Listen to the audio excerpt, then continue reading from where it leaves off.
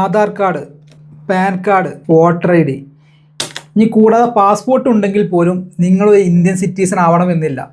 അതെ, കഴിഞ്ഞ ദിവസം നമ്മൾ കൽക്കത്ത ഹൈക്കോടതിയിൽ നടന്ന ഒരു സംഭവമാണ്. നാസിർ എന്ന് പറഞ്ഞ ഒരാളെ അവിടുത്തെ ഗവൺമെൻറ് എന്ത് ചെയ്തു, ഡിറ്റൻഷൻ സെൻറ്ററിലേക്ക് മാറ്റി. കാരണം അയാൾ ഒരു വേറെ വിദേശി ബംഗ്ലാദേശി സിറ്റിസൺ ആണ് എന്നുള്ള ഒരു സംശയത്തിൻ്റെ പേരിൽ എന്ത് ചെയ്തു, ആളെ ഡിറ്റൻഷൻ സെൻറ്ററിലേക്ക് മാറ്റി. അപ്പോൾ അവരുടെ റിലേറ്റീവ്സ് എന്ത് ചെയ്തു, കൽക്കത്ത ഹൈക്കോടതിയിൽ ഹാബിയസ് കോർപ്പസ് ഫയൽ ചെയ്തു. അതായത് ആളുടെ ബോഡി പ്രൊഡ്യൂസ് ചെയ്യണം കോടതിന് മുന്നിൽ. ഇവരുടെ ഫാമിലി റെക്കോർഡിക്കലായിട്ട് പ്രൊഡ്യൂസ് ചെയ്തിട്ടുള്ള pan card, Aadhaar card, voter I D, bank account, അവരുടെ ആൻസിസ്റ്റർ ആയിട്ടുള്ള ലാൻഡ് റെക്കോർഡ്സ്, അവരുടെ റിലേറ്റീവ്സിൻ്റെ പാസ്പോർട്ട് വരെ കോടതിയിൽ പ്രൊഡ്യൂസ് ചെയ്തു. പക്ഷെ കോടതി പറഞ്ഞത് എന്താ വെച്ചാൽ ഇതൊന്നും ഇന്ത്യൻ സിറ്റിസൺഷിപ്പ് ആവാനുള്ള കോൺക്ലൂസീവ് ആയിട്ടുള്ള എവിഡൻസ് അല്ല എന്നാണ് പറഞ്ഞത്. അതുകൊണ്ട് തന്നെ കോടതി എന്ത് ചെയ്തു, ആ അപ്പീൽ അത് റിജക്റ്റ് ചെയ്തു.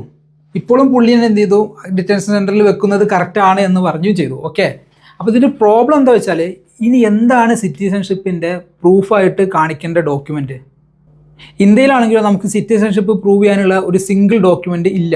കോടതി പറഞ്ഞ കാര്യങ്ങൾ എന്താ വെച്ചാൽ പാൻ കാർഡ് ഇൻകം ടാക്സ് പർപ്പസിന് വേണ്ടിയിട്ടുള്ളതാണ്. ആധാർ കാർഡ് എന്ന് പറഞ്ഞാൽ ഒരു ID കാർഡാണ്. വോട്ടർ ഐ ഡി എന്ന് പറഞ്ഞാൽ വോട്ട് ചെയ്യാനുള്ളതാണ്.